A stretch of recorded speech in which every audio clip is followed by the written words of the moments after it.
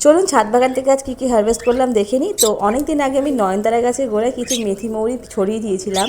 আগের দিন রাতে জল খেয়ে যে পরের দিন ছেঁকে যেটা থাকে ওটাই ছড়িয়ে দিয়েছিলাম। তো সেখান থেকেই দেখুন কতগুলো মেথি শাক আমি পেলাম। আর এখানে আমি পুঁতে দিয়েছিলাম পেঁয়াজ। তো পেঁয়াজের পাতা ভরে গেছে, দেখুন চারিদিকে ভরে গেছে পেঁয়াজ পাতা। তো 2 সপ্তাহ আগে আমি আলু শাক করেছিলাম, তো সেই আলু শাকগুলো তুলে দেওয়ার পরে কিছু পেঁয়াজ আমি পুঁতে দিয়েছিলাম। সেখান থেকেই দেখুন 2 সপ্তাহের মধ্যে কী সুন্দর পেঁয়াজ পাতা বেরিয়েছে।